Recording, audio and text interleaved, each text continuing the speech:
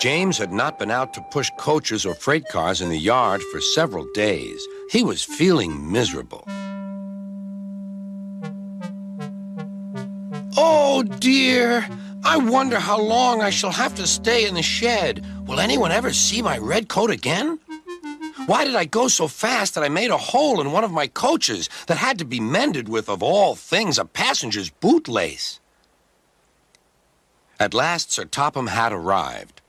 I know you are sorry, James, and I know, too, that you want to be a useful engine. People are laughing at my railway, and I do not like that at all. I will try hard to do my best, said James. That's a good engine. There's nothing like determination.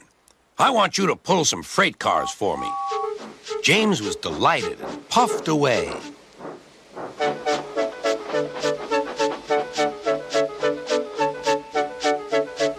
Here's your freight train, James, said Thomas.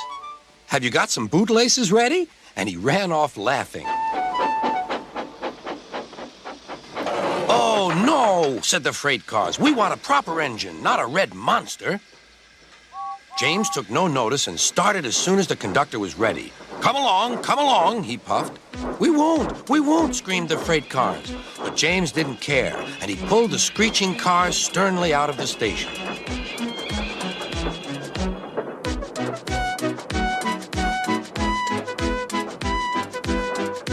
The cars tried hard to make him give up, but he still kept on. Sometimes their brakes would slip on, and sometimes their axles would run hot, and each time the trouble had to be put right. And each time James would start again, determined not to let them beat him. Give up, you can't pull us, you can't, called the cars. I can and I will, puffed James. And slowly but surely he pulled them along the line.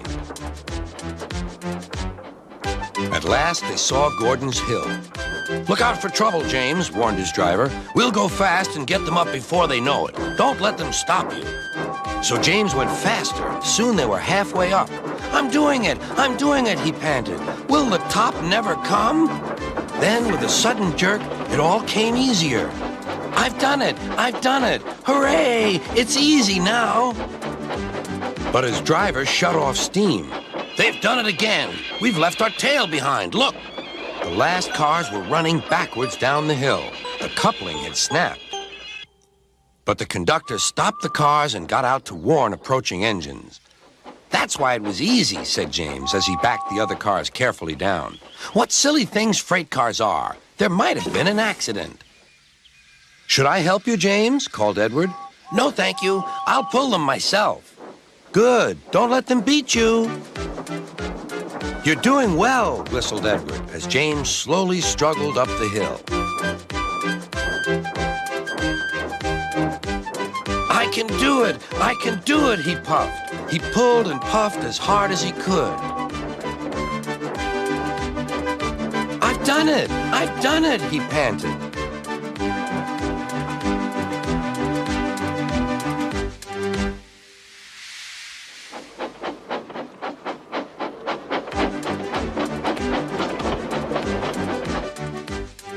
James was resting in the yard when Edward pulled up. Beep, beep, he whistled. Then James saw Sir Topham Hatt. Oh, dear, what will he say? He asked himself. But Sir Topham Hatt was smiling.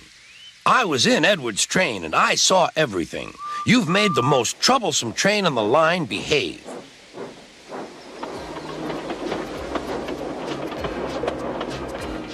After that performance, you deserve to keep your red coat.